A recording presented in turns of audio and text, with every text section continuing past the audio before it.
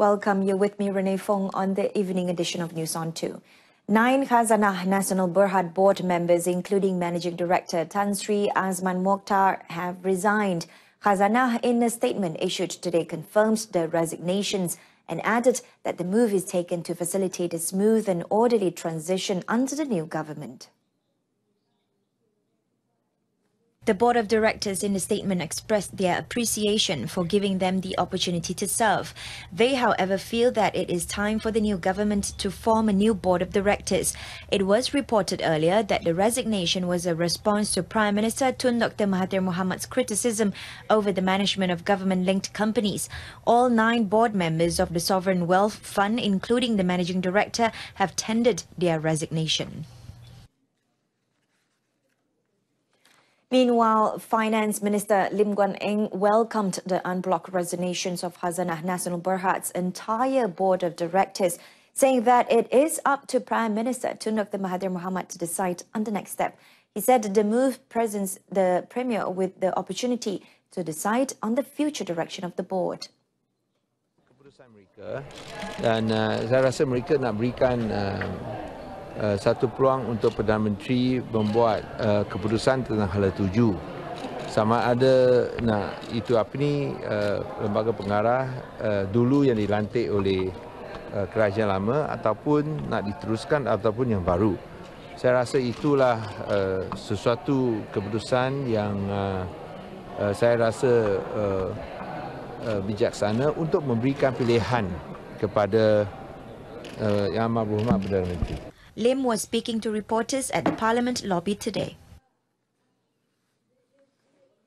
In a move to resolve the houseman placement issue, Health Minister Dr. Zulkifli Ahmad will meet the health directors of each state to help ease glut of medical graduates and new nurses who have yet to get postings in government hospitals.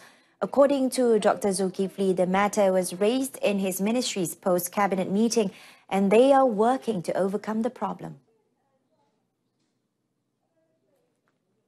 Saya sendiri akan terlibat langsung untuk memastikan bahawa kes ini ataupun gejala ini dapat kita tangani dengan berkesan. Lalu yang penting bagi junior doctors adalah confidentiality ataupun kerahsiaan mereka. Kalau tidak, mereka tidak akan datang to come forward. Dr. Zulkifli added that a series of meetings with the state health directors will take place soon. Currently, the waiting period for medical graduates to undergo housemanship at government hospitals is between 8 and 11 months after they are registered with the Malaysian Medical Council and the Public Service Commission. The introduction of the Technical and Vocational Education Training TVET for TAFE students is aimed at exposing them to the skills required in the future. Speaking in Parliament today, Education Minister Dr. Mazli Malik said the ministry is targeting a total participation of 2,900 students from 108 religious schools beginning this month until October. Apa yang pasti, pengukuhan elemen pengajian agama juga diperluaskan melalui aktiviti luar kelas seperti aktiviti kerohanian yang diadakan di pusat-pusat Islam Politeknik. Ia juga turut dibantu dengan program-program pelajar seperti Festival Quran di Hatiku dan pelaksanaan program Pratafis di peringkat politeknik yang terpilih. Apa yang pasti, KPM akan sentiasa komited di dalam memastikan agenda Islam tidak akan diketepikan. Dr. Mazli said that the Sultan Salahuddin Polytechnic Abdul Aziz Shah has offered a diploma in business studies to religious school students since June last year under Lifelong Learning for Islamic Education PISH initiative. Meanwhile, touching on the appointment of Permatang Pauh MP Nurul Izzah Anwar as the TVET Empowerment Committee Chairman, he said the move was taken to encourage more women involvement in TVET.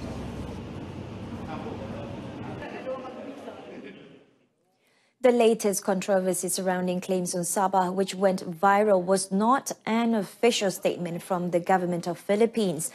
Foreign Minister Datuk Saifuddin Abdullah says the issue was highlighted by certain politicians in the Philippines as political material to win support from communities in the Philippines. Isu Sabah ini yang keluar sekali lagi ini bukannya daripada kerajaan Filipina, ya, dia cuma datang daripada seorang ahli politik. Jadi pada kami Ini adalah pandangan peribadi ya, seorang ahli politik dan kami telah menjawabnya.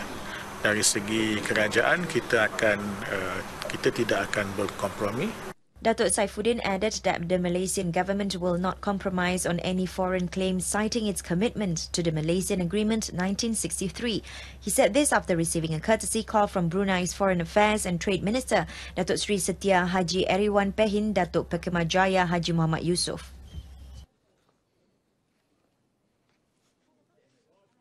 The role played by the media as an agent of check and balance includes making the people understand government policies and to inform them of the government's ideas, desire and efforts in developing the nation. Communications and Multimedia Deputy Minister Idin Shazli said this is in line with the new government's policy to be transparent and allow anyone to voice their opinions and criticisms for the continuity of the new Malaysian administration. Dia ini sangat penting dan signifikan dalam menunjukkan dan dalam memberikan pemahaman berkenaan fungsi-fungsi dan tanggungjawab yang telah disempurnakan oleh dan akan disempurnakan oleh kerajaan di masa ke semasa. Saya tidak melihat media itu sebagai satu benda yang membebankan, melainkan apa yang dilakukan oleh warga media, pihak media ini hanyalah untuk daripada masa ke semasa untuk melakukan juga menyiarkan di samping untuk menjadi ejen yang melakukan check and balance dengan dasar-dasar kerajaan yang dilakukan sekarang. Idin Shazli said this at the get-together of over 200 ministry staff and media practitioners at the Negeri Sembilan Department of Broadcasting in Seremban, Negeri Sembilan.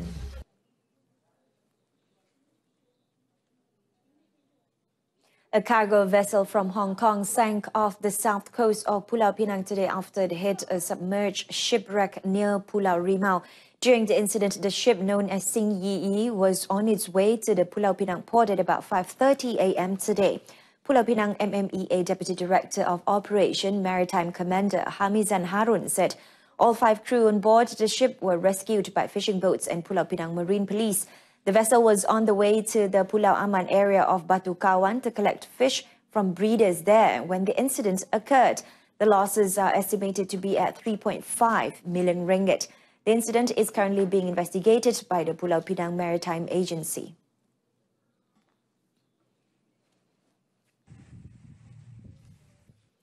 A former company manager pleaded not guilty in a Muar Sessions Court today to 40 counts of improper use of network service by initiating the transmission of 40 obscene images of his former girlfriend.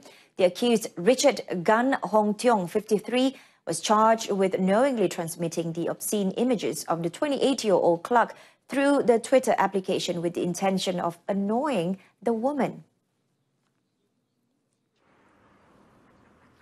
The accused, who is currently unemployed, was charged with committing the offence between May 30th, 2014 and June 10th, 2015. Richard Gunn was charged according to Section 233, subsection 3 of the Communications and Multimedia Act 1998, which carries a maximum jail sentence of 1 year or a 50,000 ringgit fine or both upon conviction.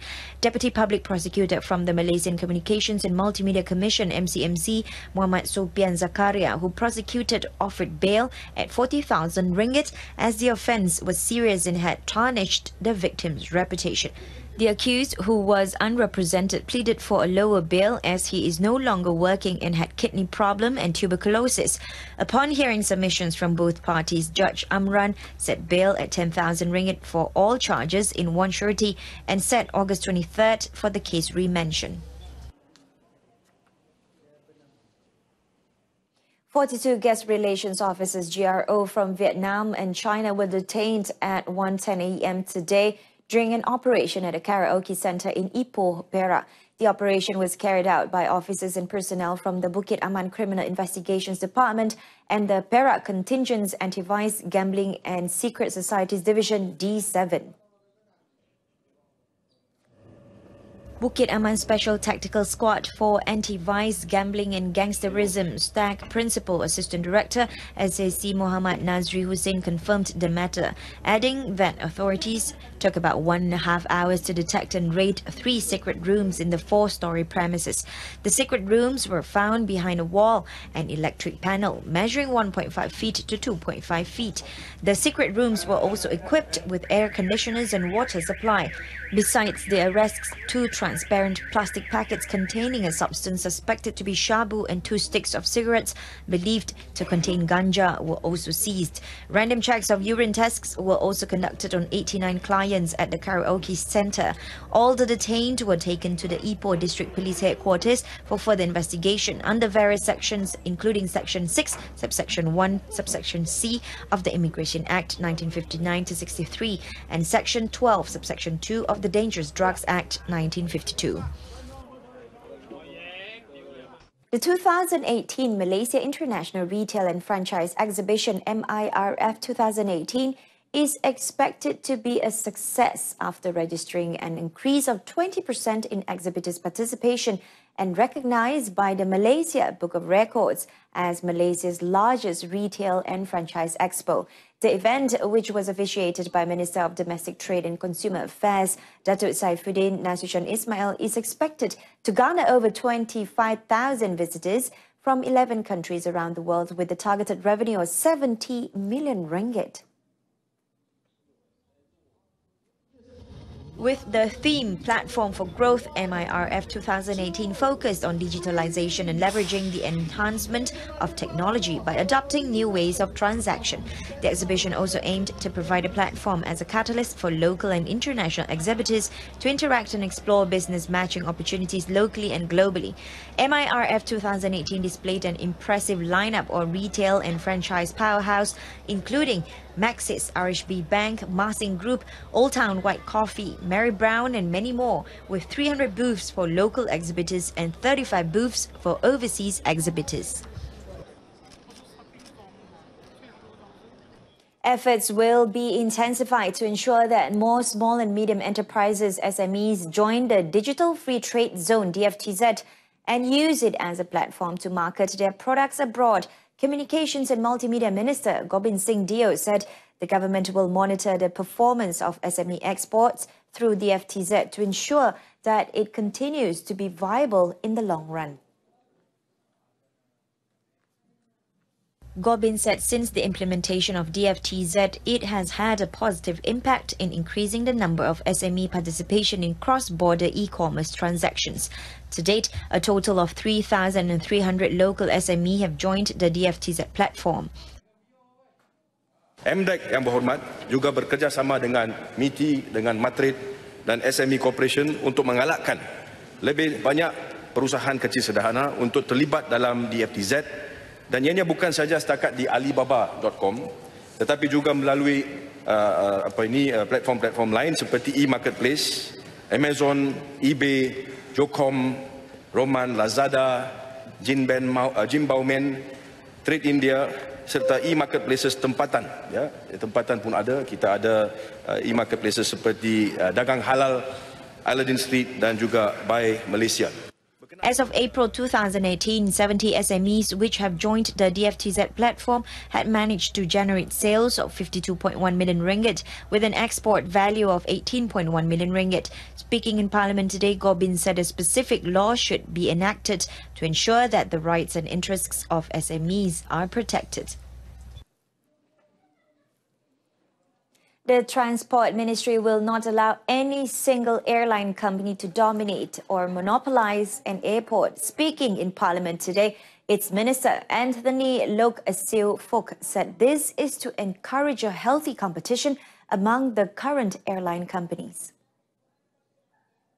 Dasar kita ialah kita mengharapkan supaya ada persaingan yang sihat daripada syarikat-syarikat penerbangan dan kita nak memastikan bahawa lapangan terbang itu dapat menampung kapasiti yang bertambahan.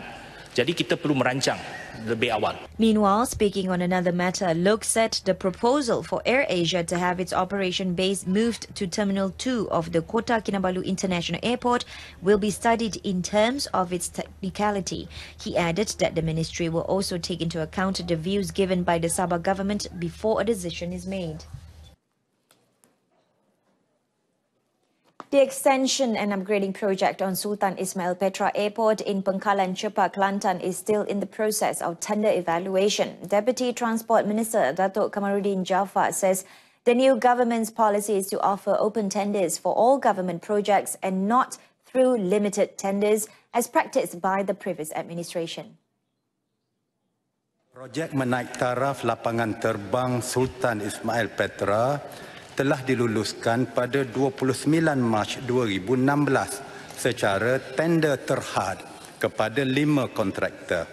Keputusan Lembaga Perolehan Kementerian Pengangkutan Malaysia MOT telah dikemukakan kepada Kementerian Keuangan Malaysia pada 4 Oktober 2017. Walau bagaimanapun pada 27 Oktober 2017, Kementerian Keuangan Malaysia pada ketika itu telah mengarahkan agar projek ini ditender semula kepada 5 kontraktor yang sama tadi. Datuk Kamarudin said discussions will be held soon between the Transport Ministry, Finance Ministry and the Economic Planning Unit EPU to expedite the process.